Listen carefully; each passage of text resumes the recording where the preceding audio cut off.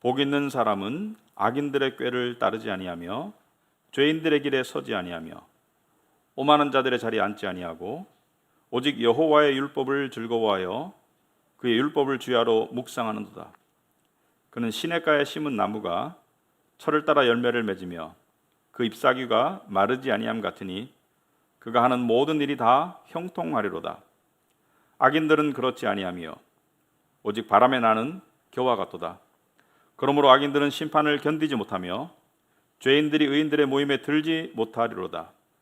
무릇 의인들의 길은 여호와께서 인정하시나 악인들의 길은 망하리로다. 아멘. 앉으시기 바랍니다. 기도하도록 하겠습니다. 하나님 아버지, 오늘 저희들 하나님께서 예배 자리로 불러주셔서 이 자리와 또 각 가정에서 예배를 드리고 있습니다. 하나님 아버지께서 저희들에게 무엇이 필요한지 분명히 아실 줄 압니다.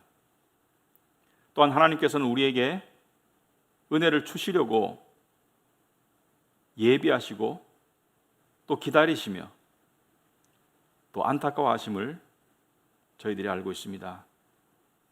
아니, 알기를 원합니다. 특별히 우리가 하나님의 은혜가 임할 수 있는 그런 마음밭이 될 수 있도록 주님 도와주시옵시고, 이 시간 저의 생각과 저의 입술의 말과 우리 성도님들의 생각과 마음밭을 하나님께서 준비시켜 주셔서 오직 진리만이 전해지고 또 받아들여질 수 있도록 주님 도와주시옵소서. 특별히 우리 마음속에 깊숙이 하나님의 은혜의 말씀이 들어가서 우리의 마음을 때로는 부수고 때로는 적셔주고 하나님께서 공급하시는 은혜를 받을 수 있도록 주님 도와주시옵소서. 예수님 이름으로 기도합나이다. 아멘. 네, 제가 최근에 들은 설교 중에 하나가 이 미국의 맨하탄의 타임스퀘어 처치라고 해가지고 아주 유명한 교회가 있습니다. 근데 이 교회를 개척하신 목사님께서 한 10년 전에 한 설교 중에 하나였는데 이런 말씀을 하셨어요. 설교 중에 현대인들이 겪는 스트레스의 정도가 전례를 찾아볼 수가 없다. 현대인들이 전례를 찾아볼 수 없을 정도로 스트레스를 많이 받고 있다. 교인들을 포함해서. 그리고 또 우리나라는 그런 조사를 잘 안 하지만 최근에 조사에 의하면은 크리스찬들이 우울감이나 불안증 때문에 고통받는 사람들이 상당히 많다, 이런 얘기를 하고 있습니다. 우울하고 불안함 때문에 고통을 받는 사람이 상당히 많다. 그런데 얼핏 생각해 보면 이런 생각이 듭니다. 1차 세계대전, 2차 세계대전, 몇십 년 전에 있었던 1차 세계대전, 2차 세계대전 때 사람들이 받는 스트레스보다 우리가 받는 스트레스가 더 크다고 말하는 것인가? 여기서 말하는 스트레스는 생명의 위험을 말하는 것이 아니고 내적인 스트레스를 말합니다. 내적인 고통을 말합니다. 이것이 사실인 것이 디모데 후서 3장에 사도 바울이 말세가 되면 고통하는 때가 이른다고 했습니다. 고통하는 때가 이른다. 그런데 그 말세가 되면 고통하는 때가 이를 것이다. 그런데 그 고통의 이유가 사람들이 자기를 사랑하며 돈을 사랑하며 사나우며 서로 비방하며 교만하며 부모를 공경하지 않으며 여러 가지 요인이 있는데 여기에 어느 것도 전쟁이나 자연재해에 관한 언급이 없습니다. 말세에 고통하는 이유가, 사람들의 삶이 고통스러운 이유가 전쟁 때문이 아니고 굶주림 때문이 아니고 코로나 바이러스 때문이 아니고 대부분이 내적인 이유 때문에 사람들이 고통스러운 시대를 살아갈 것이다. 그래서 심지어 1차 세계대전, 2차 세계대전 때 살았던 사람들보다 지금 사람들이 겪는 스트레스의 레벨이 더 크다, 이렇게 얘기하는 것이죠. 그리고 또 중요한 사실 하나는 전쟁이나 기근은 사람들로 하여금 하나님을 찾도록 만들었어요. 9.11 테러가 일어났을 때 많은 사람들이 교회를 찾았습니다.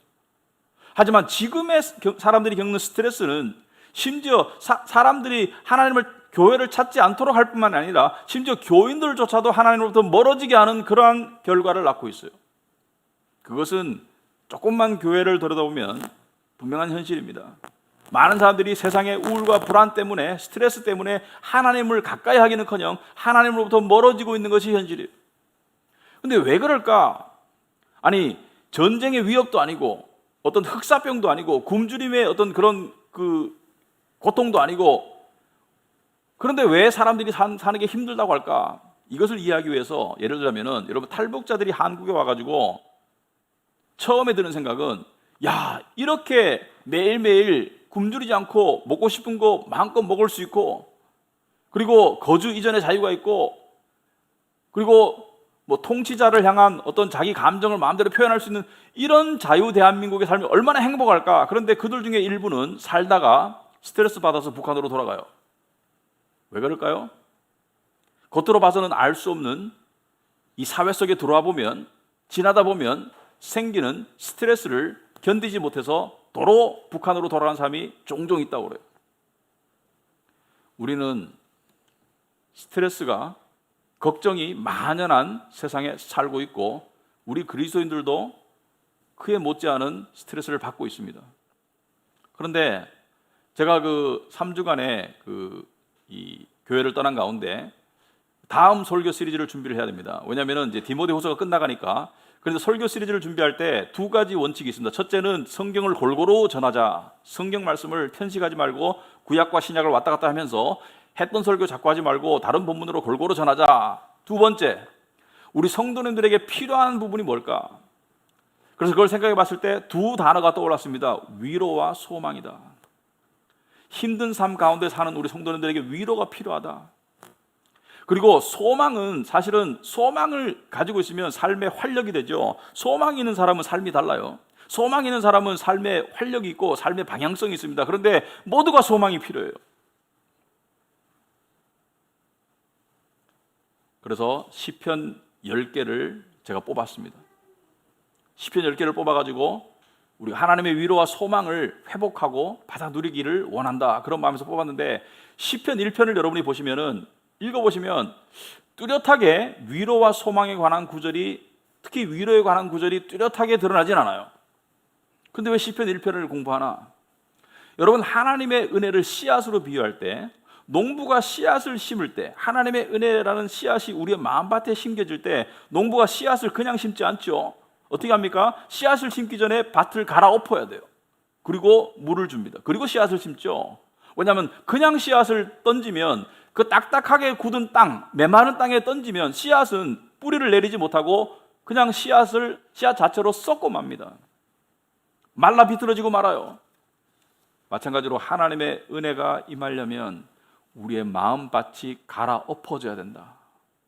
그래서 시편 1편을 통과하지 못하면 나머지 시편들의 대부분의 내용은 하나님의 위로, 하나님 저의 피난처가 되어주세요, 저의 억울함을 해결해 주세요, 저에게 도움을 주세요, 하나님 어디 계십니까, 당신의 낯을 보여주세요.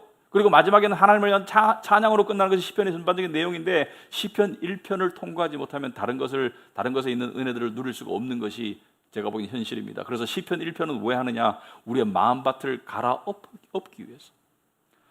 여러분, 하나님이 가장 기뻐하시는 것이 뭐냐면, 하나님은 제사를 기뻐하지 아니하시고 상하고 통회하는 심령을 기뻐하신다고 말씀드려요. 상한 심령을 기뻐하신다, 부서진 마음을 기뻐하신다는 거예요. 부서진 마음을 왜 기뻐하십니까? 부서진 마음이 하나님과 연결될 수 있는 마음이기 때문이에요.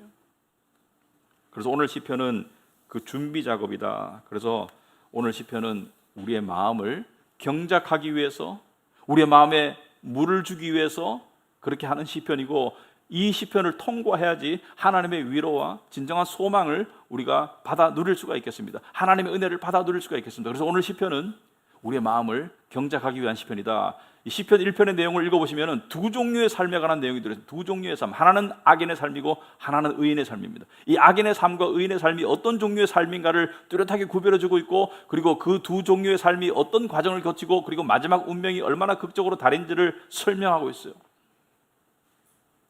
그래서 먼저 악인의 삶이 어떤 삶이냐, 악인의 삶이 어떤 삶이냐 한번 살펴보도록 하겠습니다. 1절에 보시면 복 있는 사람은, 자, 그 다음 구절부터는 악인들의 삶을 이야기하고 있어요. 악인들의 꾀를 따르지 아니하며 죄인들의 길에 서지 아니하며 오만한 자들의 자리에 앉지 아니하고, 세 가지를 이야기하고 있죠. 악인들의 꾀를 따르지 아니하고 죄인들의 길에 서지 아니하고 오만한 자들의 자리에 앉지 아니한다. 여기서 말하는 악인이 뭘까요? 여러분, 사람들은 악인이라는 단어를 들으면 뭘 떠올립니까? 범죄자, 그죠? 범죄자, 뭐 살인자, 성폭행범, 또는 남에게 해를 끼치는 그런 못된 마음을 가진 사람, 또는 도덕적으로 완전히 타락한 사람. 하여튼 그러니까 사회적으로 이 봤을 때 정말 악하거나 독하거나 파렴치하거나 이런 사람들 악인이라고 그러죠. 그런데 여기서 말하는 악인은 그런 사람을 말하는 게 아니에요. 여기서 보시면 악인들의 꾀를 따르지 아니하며, 이 꾀라는 것이 영어로 카운셀입니다. 카운셀링은 다 아시는 말이죠. 한국말화된 단어죠. 여기서 말하는 악인은 세상 사람들의 카운셀링, 세상 사람들의 사고방식, 세상 사람들의 가치관을 따라서 하나님의 법 없이, 그러니까 하나님과 관계없이 사는 삶을 악인의 삶이라고 그래요. 범죄자를 말하는 것이 아니고 세상의 사고방식, 세상의 가치관, 세상의 주된 문화와 풍습을 따라서 하나님의 법에 의존하지 않고 살아가는 사람이 악인이에요. 그러면 세상의 사고방식과 세상의 가치관이 뭡니까? 이것이 스트레스의 주범이에요, 사실은.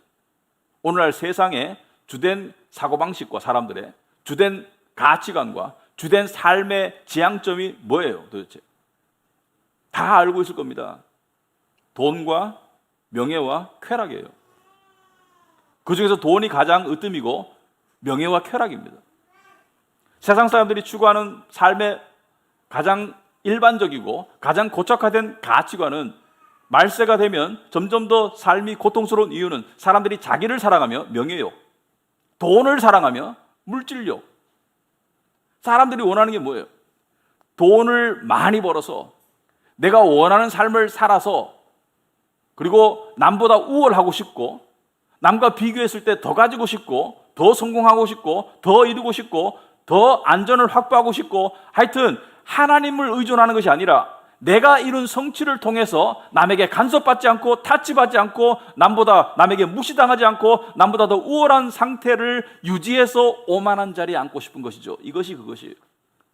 악인들의 꾀를 세상적인 가치관이나 세상적인 사고방식을 따라 죄인들의 길에 서서, 그리고 그것을 이루어서 오만한 자의 자리에 앉고 싶다. 여기에서 오만한 자는 뭐죠? 남들보다 우월감을 느끼는 자리, 남들로부터 타치받지 않는 자리, 내가 하고 싶은 대로 하고 할 수 있는 자리, 그리고 하나님으로부터 이탈된 자리를 말합니다. 왜? 하나님으로부터 연결되면 오만할 수가 없죠. 하나님으로부터 연결되면 인간은 정말 미약하고 죄인이고 정말 하찮은 존재가 하나님으로부터 연결되면 그래요. 그렇지만 여기서 말하는 이 오만한 자의 자리는 뭐예요? 하나님과 관계없이 돈을 많이 가졌기 때문에, 성공했기 때문에 내 마음대로, 내가 하고 싶은 대로, 내가 원하는 만큼 그렇게 살고 싶은 것이 세상 사람들의 가치관입니다. 이것을 악인들의 삶이라는 거예요. 근데 여기 보면 이 진행 단계가 있습니다. 악인들의 꾀를 따라서 걸어가요. 죄인들의 길에 서요. 그리고 오만한 자의 자리에 앉습니다. 걸어가서 서서 앉아요. 고착화되는 패턴을 보이고 있어요. 걸어가서 서서 앉는다. 무슨 말이냐면은 사람은 세상에 물들고 나이가 들수록 이 패턴이 고착화돼요. 나이가 들수록 돈 사랑, 명예 사랑, 세상 사랑이 고착화돼요. 그래서 추한 늙은이란 말이 있습니다. 추한 늙은이. 어떻게 저렇게 늙었는데도 추할까? 왜? 고착화되었기 때문에.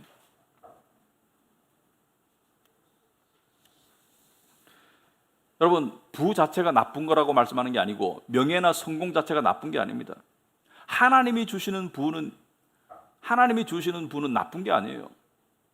예를 들어서 성경에 이 사도 바울이 사도행전에 보면은 복음을 전할 때 빌립보에서 루디아라는 이 기업, 요즘 말로 하면 사업가 여성이죠. 그 여성의 부를 통해서 빌립보 교회를 세우는데 크게 쓰임 받았습니다. 요셉이 외국인으로서, 이방인으로서 이집트의 국무총리로 성공하고 명예를 얻어서 하나님의 구속 역사에 쓰임 받았어요. 문제는 마음의 중심이 부를, 돈을, 명예를 추구하느냐, 아니면 그것이 하나님으로부터 주어지느냐죠. 마음의 중심이 하나님께 있는데도 부자가 될 수 있습니다. 열심히 살다 오면 마음의 중심이 하나님께 있는데 성공하고 높은 자리에 올라갈 수 있어요. 하지만 그러한 부나 그러한 명예나 그러한 성공은 하나님께 쓰임받을 수 있는 거지만, 여기서 말하는 악인들이 추구하는 세상의 꾀는 그 중심이 돈이고 그 중심이 성공이고 그 중심이 쾌락인 거예요. 악인들은 자기 하고 싶은 대로 하는 삶이 가장 커다란 목적이에요. 내가 먹고 싶은 거 먹고, 내가 사고 싶은 거 사고, 내가 가고 싶은 거 가고, 내가 일 안 할 자유, 내가 남들 밑에 굽신거리지 않을 자유, 남들보다 우월감을 느끼고 싶은 오만함에 오르고 싶은 그 욕망, 이것이 세상 사람들의 궁극적인 목적이다. 반대로 의인의 삶의 특징이 뭡니까? 의인의 삶은 2절에 여호와의 율법을 즐거워하여 그의 율법을 주야로 묵상하는도다. 여호와의 율법을 즐거워하여 그의 율법을 주야로 묵상하는도다. 여러분, 여기서 처음 여호와의 율법을 즐거워한다. 여러분, 말씀 보는 것이 즐거우면 말씀을 자주, 오래, 깊게 보겠죠. 근데 왜 말씀 보는 것이 잘 안 될까요? 왜 말씀 보는 것이 잘 안 될까요? 여러분, 즐거운 일은 말려도 다 하게 됩니다. 내가 해서 즐거운 일은 말릴 수가 없어요. 즐거운 일은 어떤 수단과 방법을 가리지 않고도 사람들이 하는 것이 즐거운 일이죠. 즐거우니까. 그런데 왜 말씀 보는 것이 즐겁지 않을까? 왜냐하면 말씀을 묵상한다, 말씀을 충분히 깊게 보지 않기 때문에 즐거움을 모르는 거예요.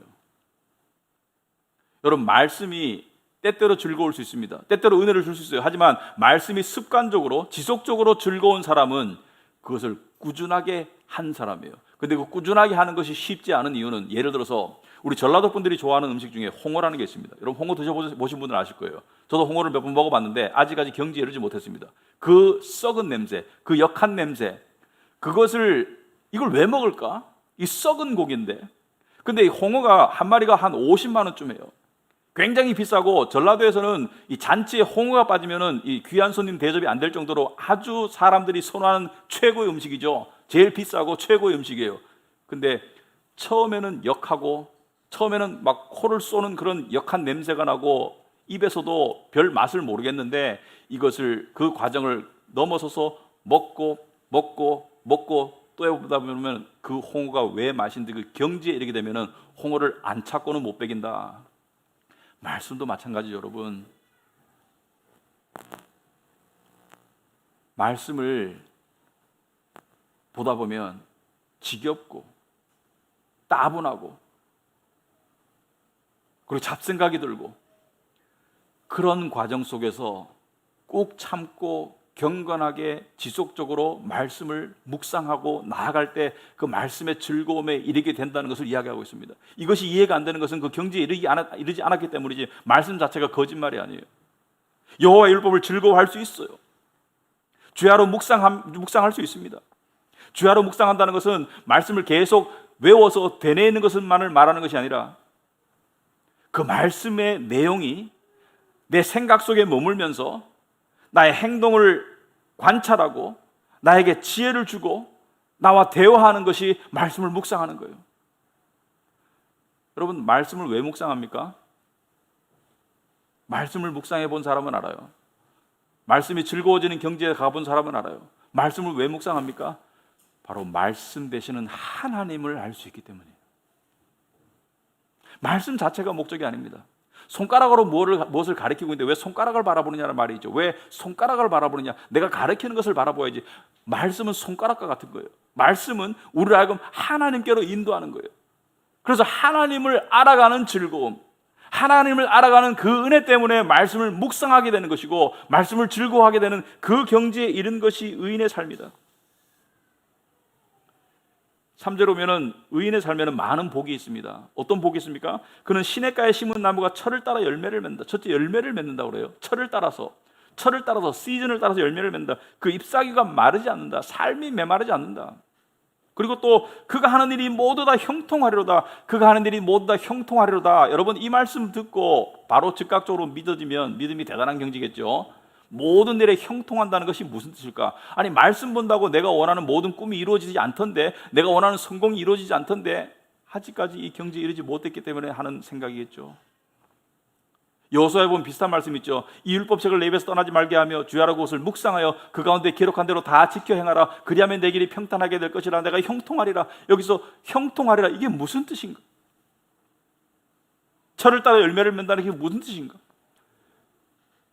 이것을 모르는 이유는 2절이 안 되기 때문입니다.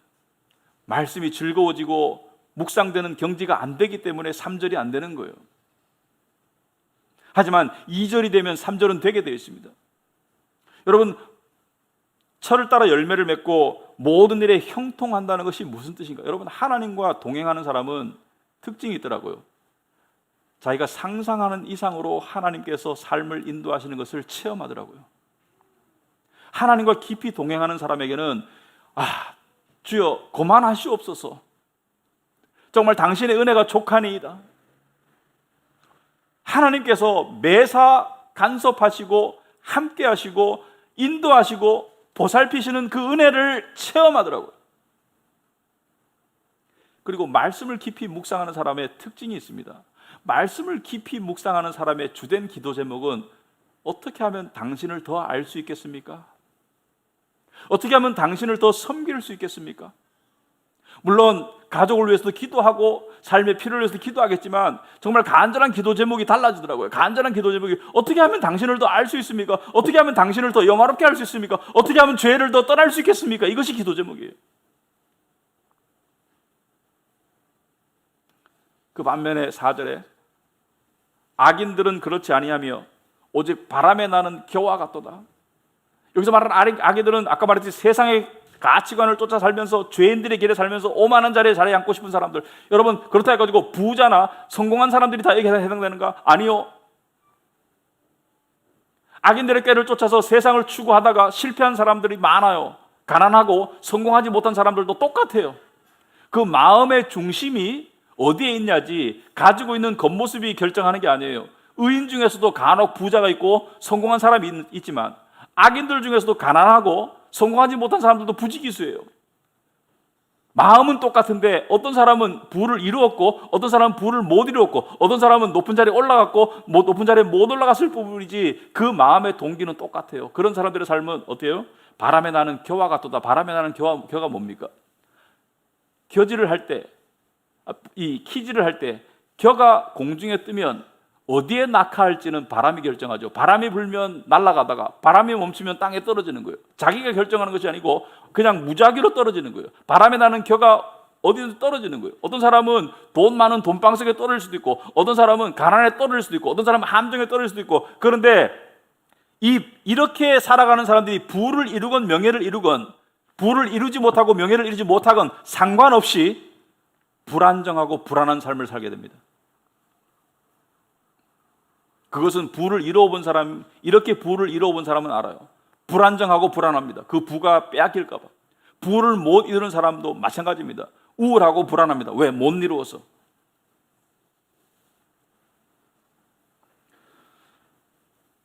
여러분, 이 질문을 저와 여러분에게 하고 싶습니다. 예수 믿는 사람은 의인입니다. 신부는 의인이에요. 하나님의 은혜로 예수 그리스도를 통해서 의의 옷을 입고 하나님의 자녀가 되었습니다. 의인이 맞습니다. 그런데 의인은 믿음으로 살리라. 오직 의인은 믿음으로 말미암아 살리라. 그런데 그 삶 가운데 여러분과 저의 삶이 악인의 삶에 가까운가 의인의 삶에 가까운가? 이것이 화두입니다. 나의 삶이 악인의 삶에 가까운가? 세상의 가치관이나 세상의 사고방식이나 세상의 오만한 자리를 내가 갈망하는 마음이 더 큰가? 아니면 여호와의 율법을 즐거워하고 주야로 묵상하고 그 마음이 더 큰가? 이것이 오늘날 우리 교인들의 가장 커다란 문제이고 화두입니다. 오늘 설교 제목이 하나님 앞에 바로 서야 할 때라고 그랬죠. 하나님의 위로가 있기 전에, 하나님으로부터 주어지는 진정한 하늘의 소망과 은혜가 있기 전에 하나님 앞에 바로 서야 할 때입니다. 좀 더 구체적으로 현실적으로 한번 물어볼게요. 세상의 꾀를 추구하는 사람들이 가장 많이 접하는 게 뉴스입니다. SNS, 인터넷. 왜? 세상의 꾀를 자꾸 접할 수 있는 출구가 되니까. 물론 뉴스를 봐야 될 필요가 있죠. 세상이 어떻게 돌아가는가? 오늘 코로나 환자는 몇 명 나왔는가? 뉴스가 필요합니다. 하지만 여러분이나 제가 인터넷이나 뉴스나 SNS에 쓰는 시간이 하나님의 말씀을 보는 시간과 비교했을 때 하나님의 말씀과 기도에 쓰는 시간이 현저히 많지 않으면 악인의 길을 안 따를 수 없어요. 왜냐하면 뉴스나 SNS는 우리로 하여금 우리에게 무엇을 주입해 주죠? 필요한 정보도 주입해 주지만 우리 안에 있는 육신을 자극하고 세상의 꾀를 자꾸 주입시키죠. 이렇게 해야 돈 더 벌 수 있어, 이렇게 해야 성공할 수 있어, 이렇게 해야 직장만 할 수 있어, 이렇게 해야 뭐 할 수 있어, 이렇게 해야 뭐 할 수 있어. 세상의 꾀를 쫓도록 만들죠. 이렇게 해야 오만한 자리에 갈 수 있어.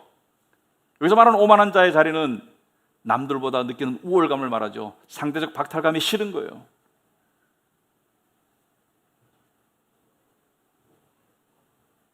하나님을 의지하는 것보다 내 재산과 내 준비를 의지하고 내 성공과 내 지위와 내 인맥을 의지해서 살아가고 싶은 마음이 오만한 자리인 거예요. 이게 무슨 세상적으로 봤을 때 법에 걸릴 짓이 아닌 거예요. 세상 사람들이 봤을 때는 아무 문제 없는 삶이에요. 하지만 신앙인에게는 치명적인 삶이에요. 이 질문에서 자유로울 수 있는 사람이 과연 몇 명일까? 나는 죄인의 삶을 살고 있나? 나는 의인의 삶을 살고 있나? 나는 악인의 삶을 살고 있나? 나는 의인의 삶을 살고 있나?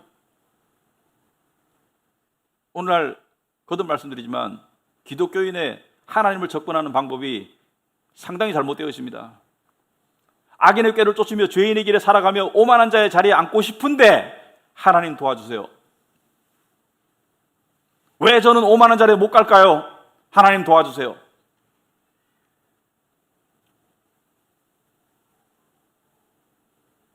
하나님의 은혜를 입을 수가 없습니다. 그런 마음 상태로 우리가 악인의 꾀를 쫓는 것이 우리의 마음의 중심인데 어떻게 하나님의 은혜를 입을 수가 있나? 의인의 길을 가지 않는데 어떻게 하나님의 은혜를 체험할 수가 있나? 이것이 가장 큰 문제입니다. 어떤 사람들이 이렇게 말해요. 빨리 천국 갔으면 좋겠다. 예수님 빨리 오셨으면 좋겠다. 한편으로는 이해됩니다. 세상의 삶이 힘드니까 또 천국이 좋은 걸 아니까 천국 가고 싶은 그 마음이 한편으로는 이해가 되고 한편으로 좋은 마음이기도 하지만 이렇게 묻고 싶습니다. 과연 천국 갈 준비 되어 있습니까? 그게 그렇게 쉽게 뱉을 수 있는 말이 아니에요. 여러분 생각해 보시면 물론 예수 믿고 천국 가죠. 예수 믿으면 이미 천국 백성이 되었으니까 천국 가는 것은 당연한데 제가 하는 말의 요지는 그것입니다. 천국 가는 것은 당연해요. 예수 믿으면. 하지만 천국의 주인 되시는 그리스도의 심판대 앞에 설 준비가 되어 있는가? 이것이 질문하고 싶은 거예요. 제 나이가 이제 앞으로 살 날이 살아온 날보다 훨씬 적을 나이입니다. 그렇게 나이가 많이 들진 않았지만은 앞으로 살 날이 현저히 적어요. 그런데 저 안에 있는 가장 커다란 마음의 고민이 뭐냐면 내가 예수 그리스도 십자가 나를 위해서 죽으신 예수 그리스도를 내가 맞닥뜨릴 그분의 얼굴을 맞닥뜨릴 준비가 지금 되어 있는가라고 물어봤을 때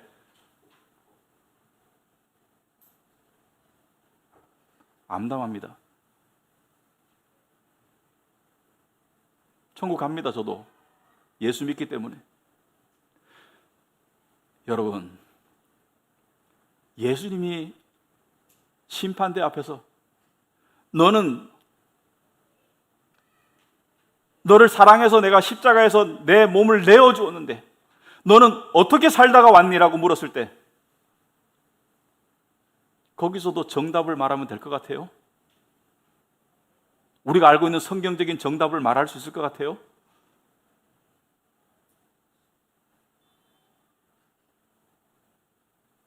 믿음으로 살았습니다. 이렇게 말하면 끝날 것 같아요? 그때 대답은 우리의 입의 말이 아닙니다. 우리의 살아온 삶이 대답이 되는 것이지. 그때 우리의 삶이 주여, 돈 버느라고 열심히 살았습니다. 주여, 제 꿈을 이루기 위해서, 성공을 이루기 위해서 미치도록 달리고 여기까지 왔나이다.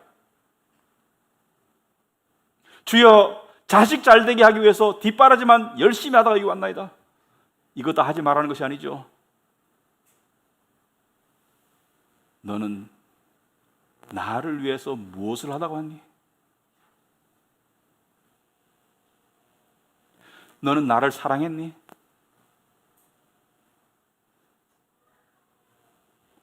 너는 나에게 마음이 있었니?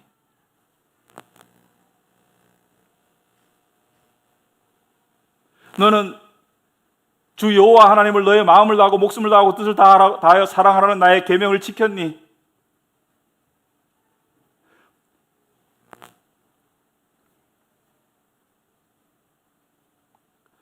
거기에 대한 답을 준비하고 난 다음에 천국 가고 싶다고 이야기하시기 바랍니다.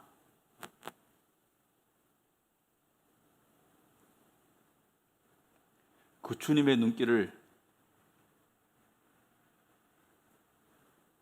부족하지만 주를 사랑하려고 그렇게 살아왔습니다라고 바라볼 수 있을 준비가 되었을 때,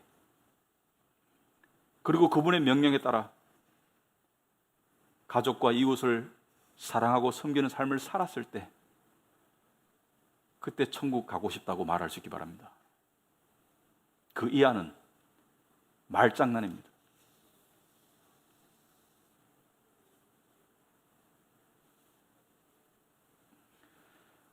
여러분, 우리는 이렇게 생각합니다. 하나님 왜 나한테 은혜를 베푸지 않으실까? 하나님의 위로가 필요한데, 하나님의 도우심이 필요한데. 문제가 우리한테 있는 것을 알아야 합니다. 예수께서 말씀하셨죠. 너희 중에 누가 아들이 떡을 달라 하면 돌을 주며, 생선을 달라고 하는데 뱀을 주겠느냐? 너희가 악한 자들이라도 자식에게 좋은 걸 줄 줄 아는데 하물며 하늘 아버지께서 너희에게 좋은 것을 주시지 않겠느냐?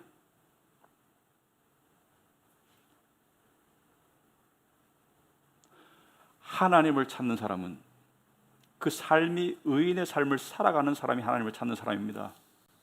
간헐적으로 도와주세요. 필요할 때, 불편할 때, 고통스러울 때 악악 소리 지르는 거,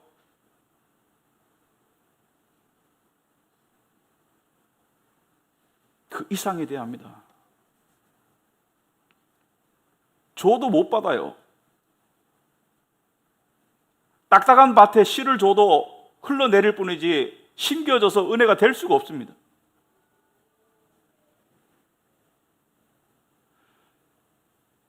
여러분, 우리 기독교가 지금 엄청난 시련에 직면하고 있습니다.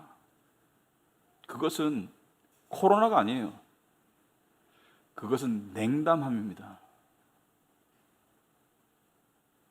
뻔뻔함이고요.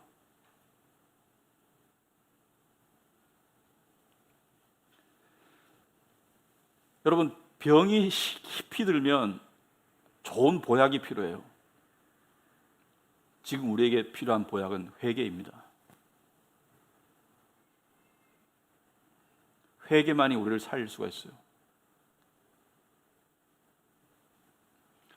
그 회개가 쉽게 되지 않습니다. 그 회개가 되기 위해서 하나님의 은혜가 필요합니다. 회개해야 되는 건 알겠는데 회개의 상태로 가기 위해서 기도가 필요해요.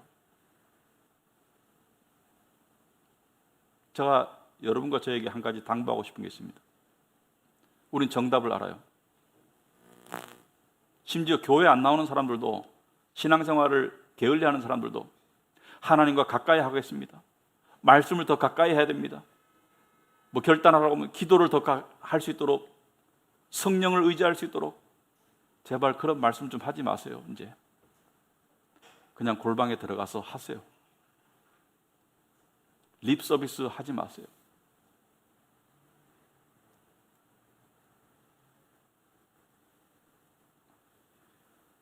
여러분, 악인의 삶과 의인의 삶을 우리가 봤는데 과연 우리는 어느 쪽에 지금 더 가까이 와 있나?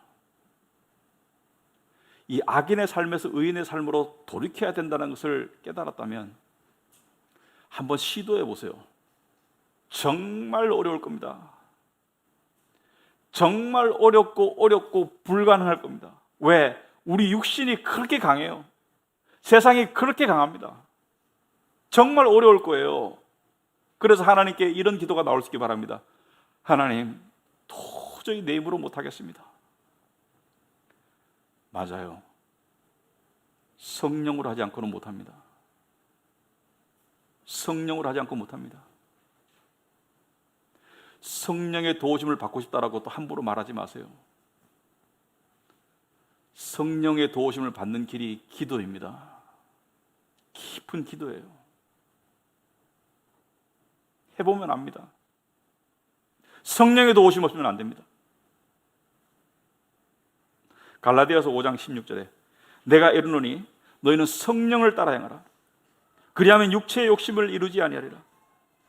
육체의 소욕은 성령을 거스르고 성령은 육체를 거스르나니 이 둘이 서로 대적하므로, 여기 보면은 성령과 육체가 대적하는 것이지 우리가 육체를 이길 수 없어요. 우리가 우리의 게으름, 우리가 우리의 세상을 향한 욕망, 우리가 세상의 꾀를 쫓아 살고자 하는 그 욕망, 오만한 자의 자리에 오르고 싶어하는 그 야망을, 그 정욕을 우리 스스로 깰 수가 없어요. 그래서 성령을 의지해야 되는 거예요.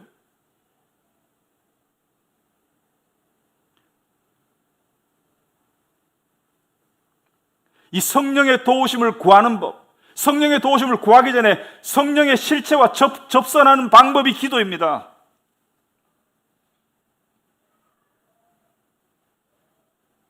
여러분, 기도 한번 성령과 접선하기 위해서 기도해 본 적 있습니까?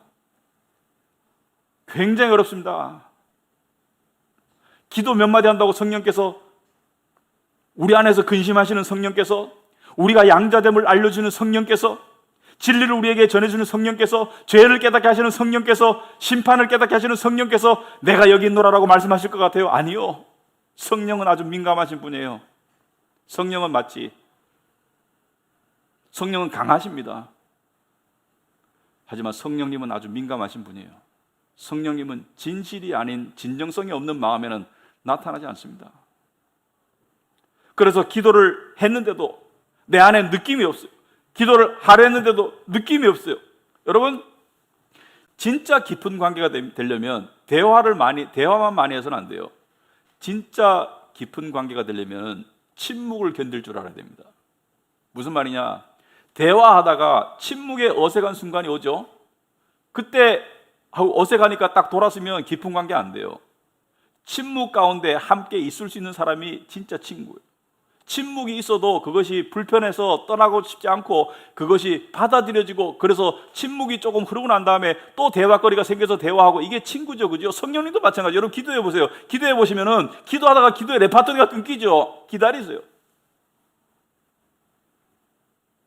하나님께서 또 다른 기도를 인도하실 때까지 기다리다가, 또 기도하다가, 기도는 나 혼자 말만 하는 것이 아니죠. 진정한 기도는 음성을 듣는 것이죠. 내 마음에 음성이 들리면은 또 기도하고.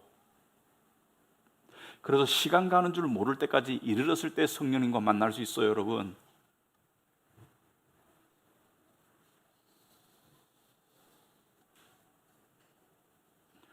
(5분) 기도가 힘들죠. 10분은 거의 불가능하죠. 성령님과 만날 일이 없겠습니다. 어떻게 그런 시간을 찾을 수 있나? 하루에 인터넷을 사용하는 시간을 인터넷 사용하는 모든 불필요한 시간을 한번 대어보시라. 충분히 시간이 나올 것이다. 여러분, 이 설교 듣는다고 여러분의 삶에 극적인 변화가 일어나지 않습니다. 극적인 변화는 결단이 있어야 되겠습니다. 여러분, 주님의 결단을 생각해 보시라. 하늘의 영광 보좌에 앉으셨던 그 주님께서 인간의 모습으로, 비천한 모습으로 오시는 그 결단을 한번 생각해 보시라. 그것은 재벌이 갑자기 이 세상에서 노숙자로 되는 결단보다 더 심한 결단이에요.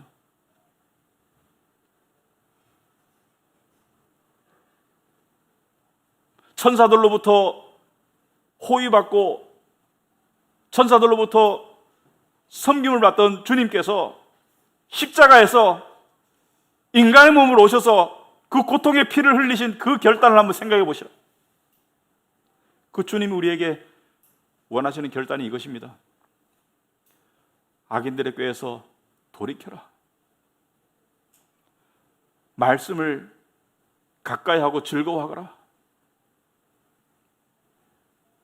세상을 쫓는 그 육신의 마음을 성령의 능력으로 이기고 나를 찾거라. 내게로 돌아오라는 것이죠. 호세아서 14장 1절에 이스라엘아 네 하나님 여호와께 돌아와라. 네가 불의함으로 말미암아 엎드려졌느니라. 너는 말씀을 가지고 여호와께로 돌아와라. 말씀을 가지고 돌아오는 것이죠. 돌아가는 길이 말씀이에요.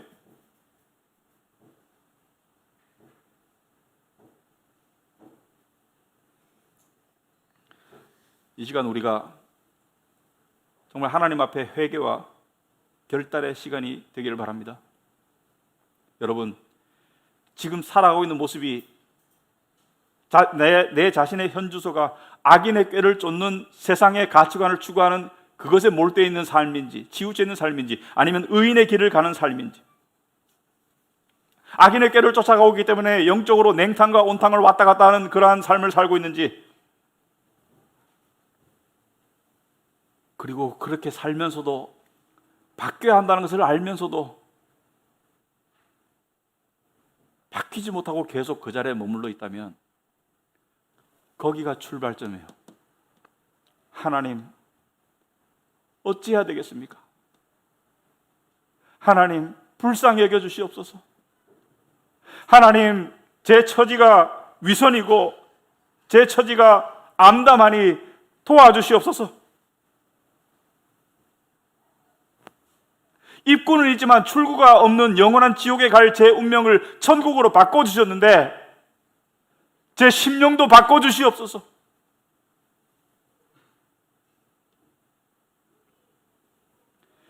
호세아서 6장 1절에 오라 우리가 여호와께로 돌아가자. 여호와께서 우리를 찢으셨으나 도로 낫게 할 것이다. 우리를 치셨으나 싸매어 주실 것이다. 하나님이 우리를 찢으시고 치실 때가 있어요. 시편 1편이 그런 시편이 되길 바랍니다. 우리를 찢으시고 우리를 치시기 바랍니다.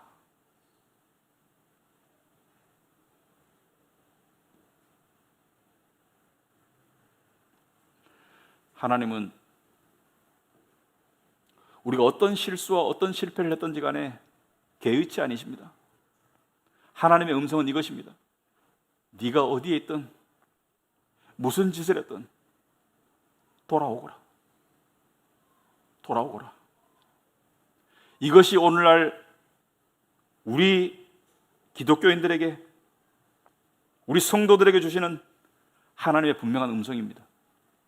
하나님과의 관계를 회복하는 것, 하나님 앞에 바로 서는 것, 이것보다 더 시급한 일이 없습니다. 이 일은 긴 여정입니다.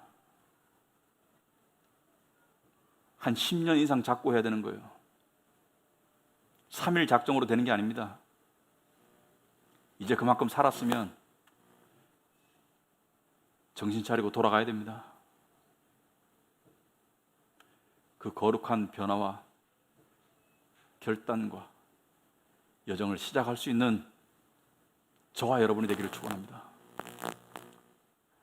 우리 다 같이 기도하시겠습니다.